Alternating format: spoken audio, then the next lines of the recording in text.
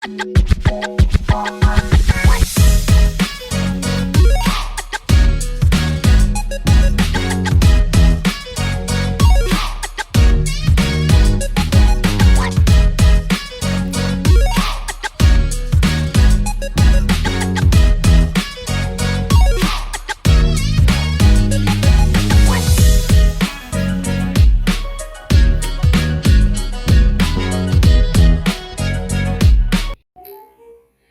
know, last night, what happened last night? You want to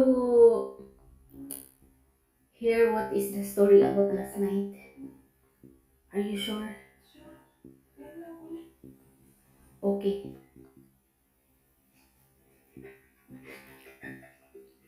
So, what did you say to me now? I'm beautiful.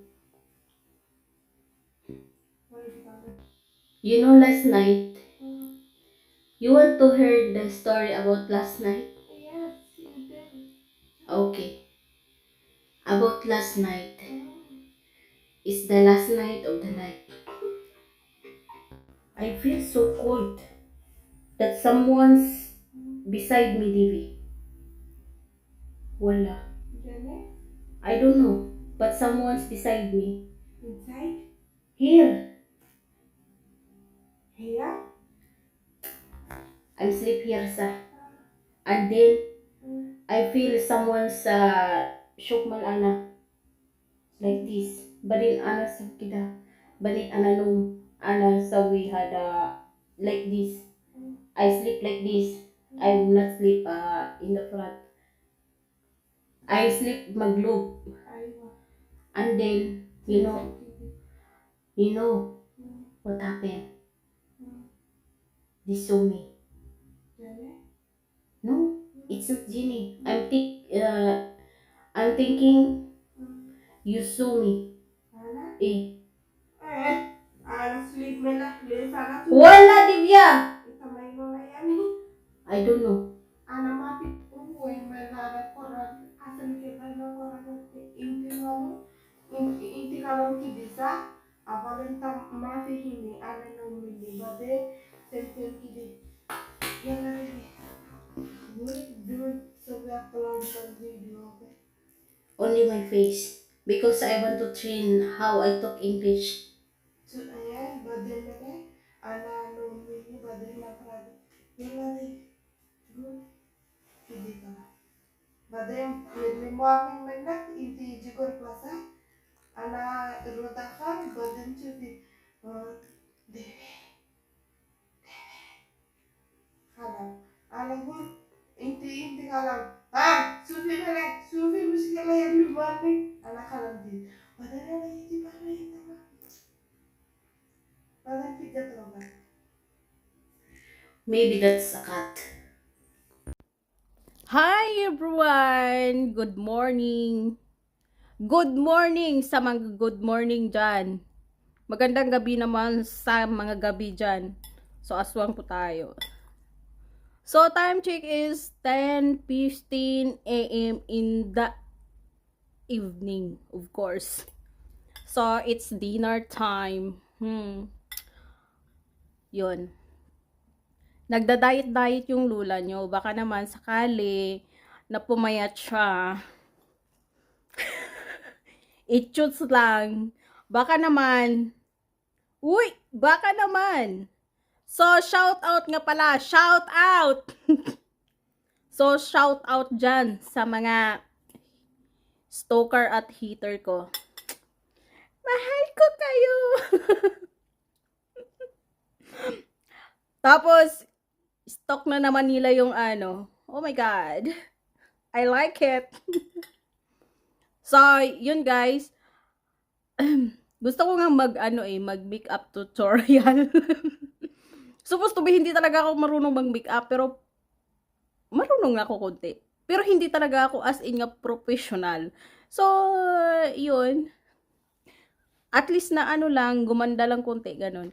Mga simpleng aurahan lang tayo, kasi nga, merong nagsabi sa akin na pag sobra na yung ano ko, colority sa mukha is, nagmumukha akong bakla. Totoo naman talaga yun.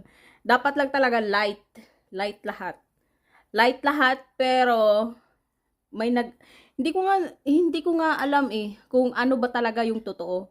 Kasi sabi nila pag sobra siguro yung yung blush on, yung eyeshadow, I think so.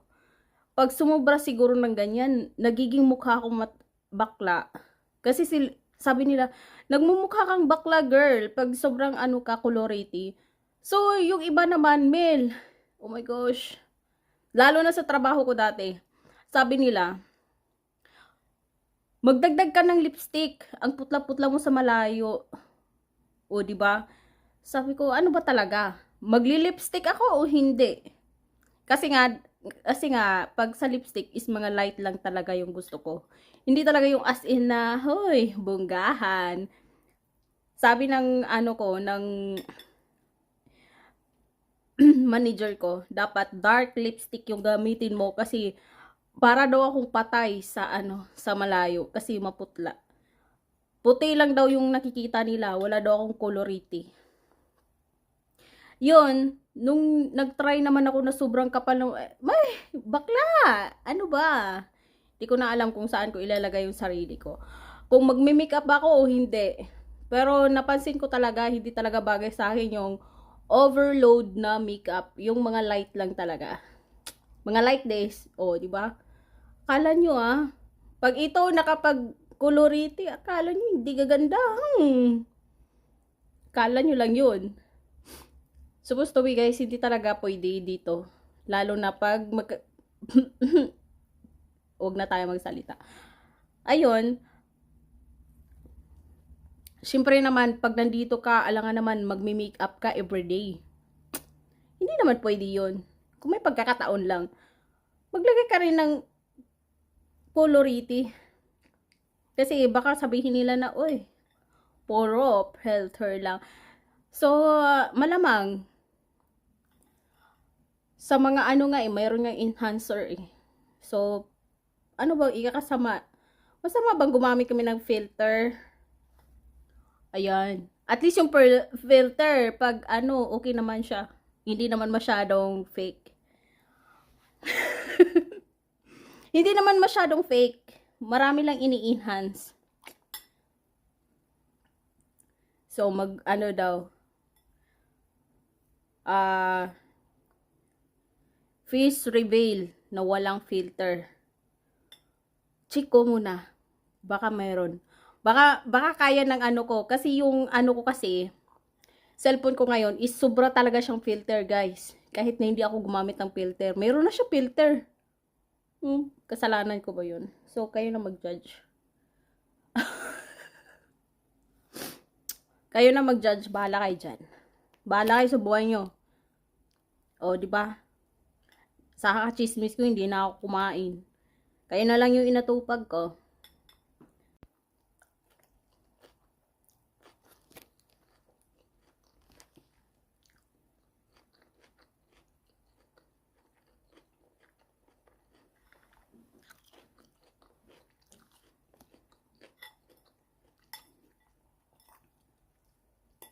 Yung lifestyle ko talaga ngayon is iba. Iba siya kaysa dati. Alam niyo bakit? Kasi, before, once a week ata nakakapag-upload ako ng video sa YT ko. Once a week yun Tapos ngayon, once in a 3 months. 'Di ba? Iba talaga. Sabi ko nga, anong meron dati at saka anong meron ngayon? Siguro dahil sa trabaho. Before kasi wala talaga akong batang alaga. Ngayon is first time. First time to the last time. Meron. At good luck na lang sa susunod. Oh my gosh. Pero alam ko, ganito kasi yun. Nagiging lucky number ko is number 4. Yun talaga yung feel ko yung ko. Yung sabi ko, yung number 4. Yung number 4 talaga nagiging lucky number ko. Sabi ko, Oh my gosh. Pero bawal yun sa amin na. Kaya maingay. So, nagiging lucky number ko is number 4 talaga. Alam nyo bakit? Kasi napansin ko yan nung dumating ako dito. Dumating ako dito is yung alaga ko is 4 years old. 4 years old siya. So, syempre, di ba 4 years old siya. So, iwanan ko siya. Tapos hanggang 4 lang talaga ako dito. At I hope so sa pang-4 na sa future. Charot! Sa future destination. Sana maging lucky. Sana magamit yung words na lucky. Lucky charm. Totoo yan. Yung lucky charm ko talaga is napansin ko talaga dyan sa number 4. Charot. At saka ganito yon. Sobrang gusto ko talagang ikwento to para naman kumbaga nag-iisip ako ng kung ano-ano na lang yung mga edit yung iniisip ko talaga. Pumapasok sa utak ko. Gusto ko kasi pag nag-isip ako, ngayon ko rin gagawin. Kasi pag hindi ko na siya ginawa, makakalimutan ko, sayang yung naisip ko. Kung ano-ano na lang yung ginagawa ko. Nag-edit ako ng mga bansa na na napuntahan ko, charot. Pero supposed to be tatlong bansa pa lang yung napuntahan ko So, una is Kuwait. Pangalawa is Qatar. Pangatlo naman tong UAE. So, nag-isip ako ng pwede kong, kumbaga imimix ko siya sa vlog. Charot. So, naisip ko, naikukwento ko siya about sa past na nangyari. Yung nangyari na ginawa kong kumbaga experience yun. Hindi ko talaga yun, hindi ko siya pwedeng kalimutan. Kaya gusto ko siya ilagay sa documentary. Na nagsasalita ako, ini-explain ko kung ano yung mga sign, di ba? Yung mga sign na nangyari before napunta ako doon, napunta ako dito. So, ganito talaga yun, guys. I hope so. Magiging lucky number ko talaga yung number 4. Kasi pang-4 siya pag nagkataon. Ganito kasi yun. I'm so very excited na kinakabahan akong i-explain to. Pero ganito kasi yun nangyari. So,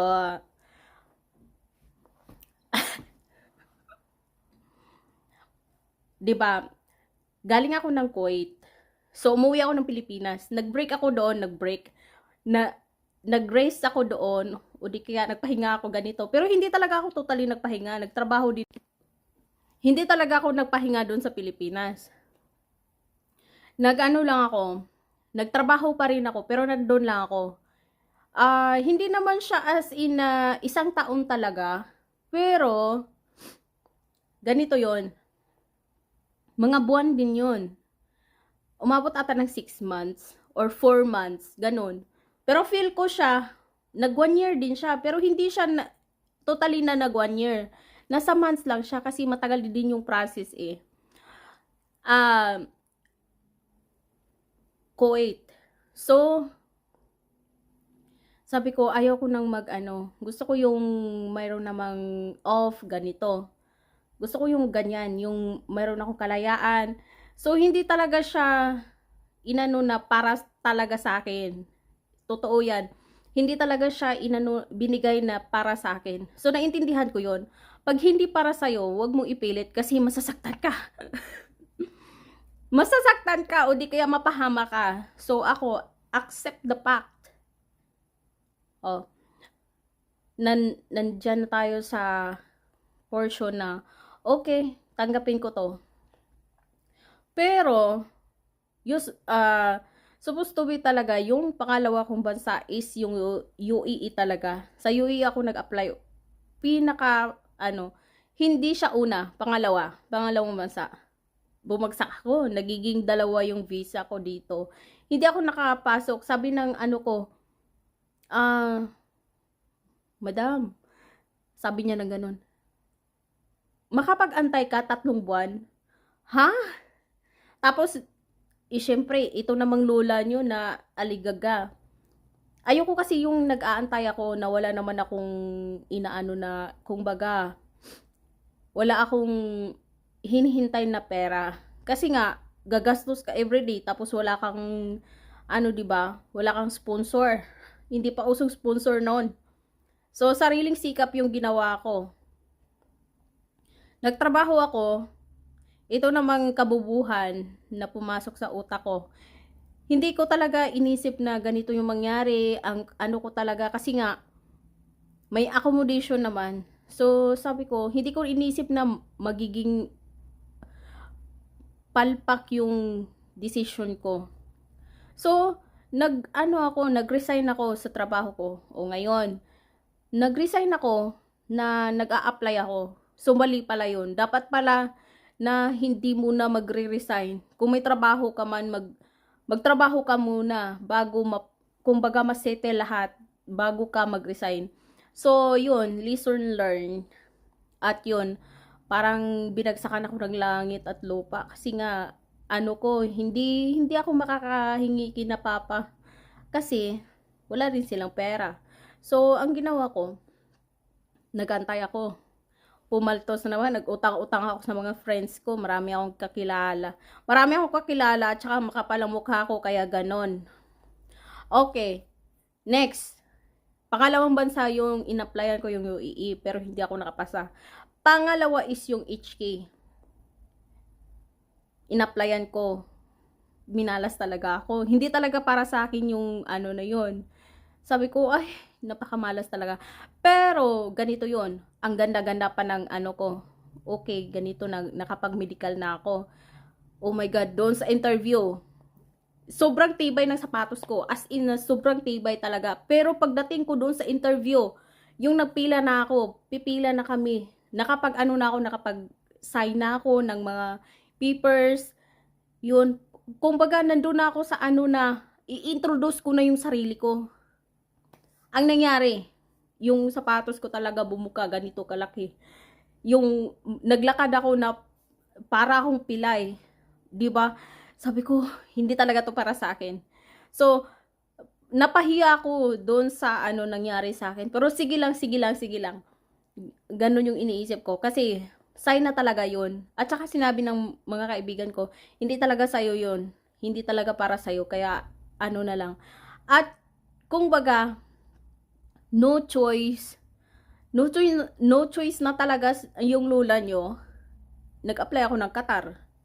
Kasi, mas lalong mapapatagal yung ano natin, proseso natin pag hindi tayo naghanap kaagad ng trabaho. So, ngayon, ayun na, bumuka yung sapatos ko. Napahiya ako. Yung paglalakad ko, pero, hindi naman as in na, ano, makapal pa rin yung mukha ko, ano. Nanghingi ako doon sa security guard ng shoes glue. Sabi ko, may shoes glue ka? Kasi, hindi ako makalakad eh. Sabi niya, meron. O, binigyan niya ako. Pagkatapos, inano ko yung sapatos ko. Pagkatapos noon, umuwi na ako. Sabi ko, para akong napaiyak kasi, pangalawang ano na yun eh, attempt ko na mag-apply. So, ngayon, is, nag-ano ako. Sabi ko, pero hindi pa rin ako nawala ng pag-asa. Yun, nag-apply na ako ng Qatar. Pag-apply ko ng Qatar, syempre, magti 3 years ako doon. Hindi ko talaga lubos na, kumbaga, hindi ko lubos na ma-imagine na gano'n yung ano ko doon. Okay naman siya, kaya naman.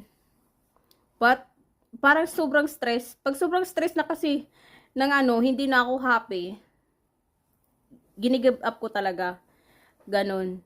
So, nag-cross country ako. Sobrang tapang ng lula nyo. Nag-cross country siya.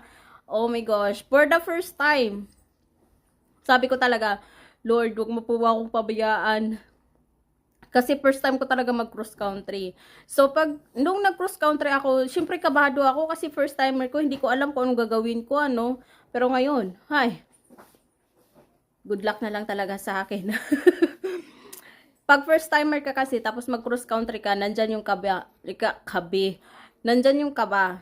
Hindi mo yan maiiwasan kasi hindi mo alam kung anong mangyayari, hindi mo alam kung ano yung gagawin mo. Basta yung sinabi lang ng agent ko, papunta na ako ditong UAE.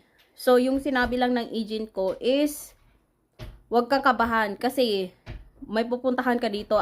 Ang requirements lang is yung hotel mo at saka yung ticket, passport mo, syempre. Ganyan lang yung sinabi ng ng agent ko. So, huwag kang kabahan. Kasi kabahan ka pag wala kang ganyan. At saka tumawa siya, basta kampante ka lang, magtiwala ka, sabi ng agent ko.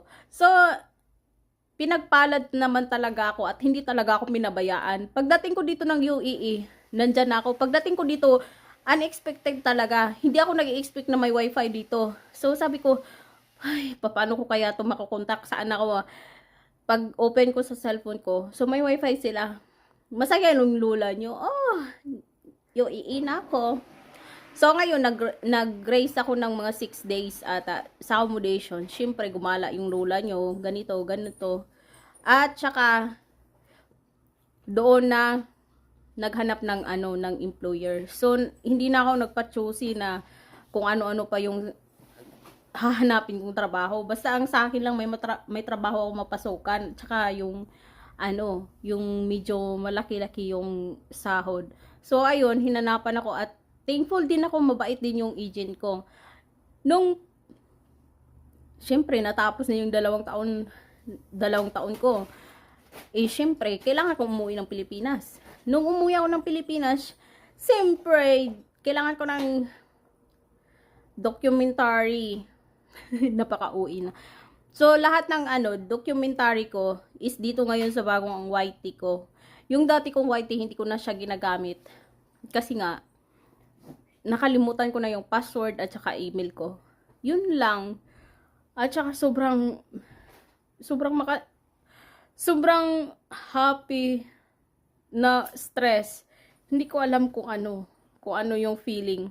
Basta ngayon is malapit na akong matapos dito. So, I hope so na yung lucky number 4 ko is magiging lucky talaga siya sa next destination ni Madam Auring.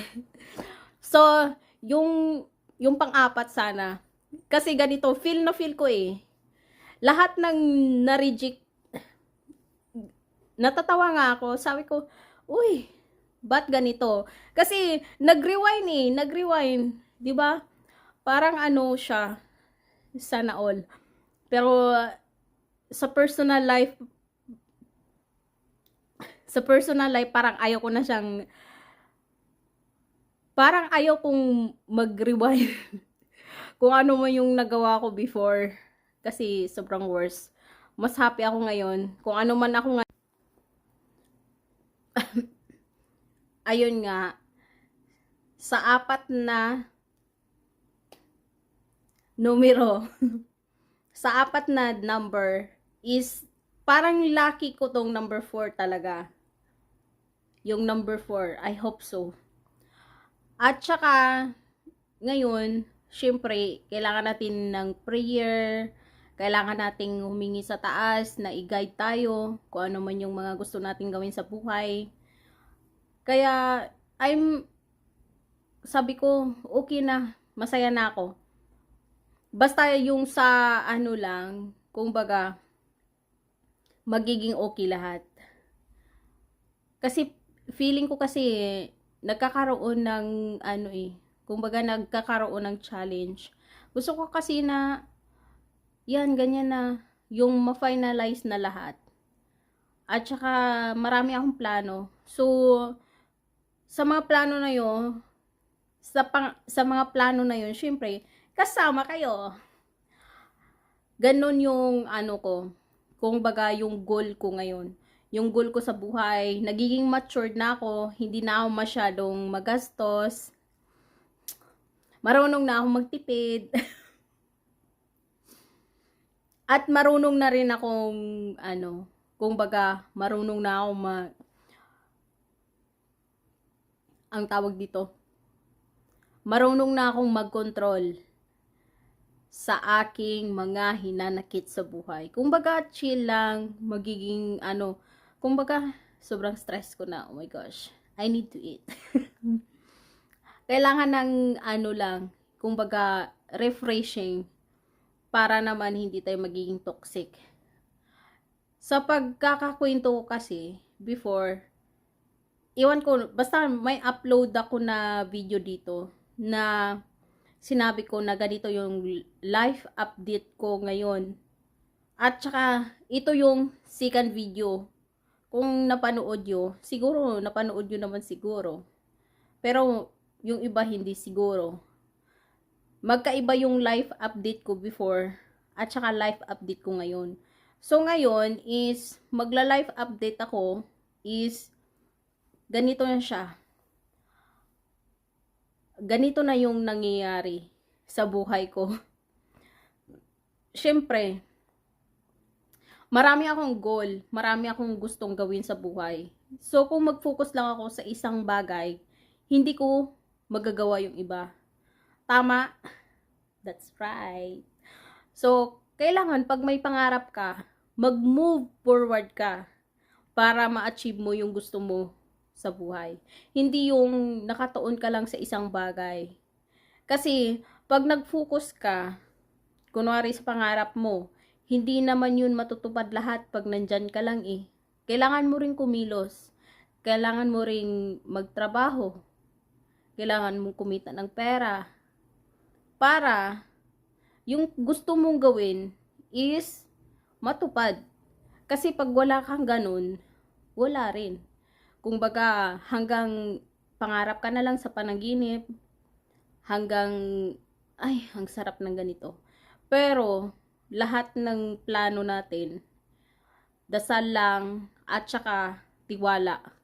Siyempre, kailangan mo ring, yun, kailangan mo ring ipalo up sa sarili mo na, ito, magiging goal ko to. Kailangan ko tong matupad. Kailangan, nandito ako, next year, hindi lang ganito yung buhay na mayroon ako. Ganon yung mindset ko ngayon. So, palakpakan natin yung mindset ko. Nag-improve na talaga siya.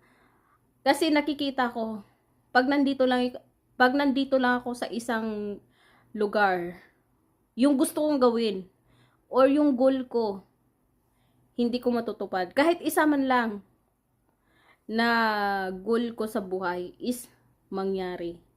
Kasi kailangan natin ng, kumbaga, tiwala sa sarili at yung magpursige ka na makuha mo yun. 'Di ba? At hanggang dito na lang. Maraming salamat!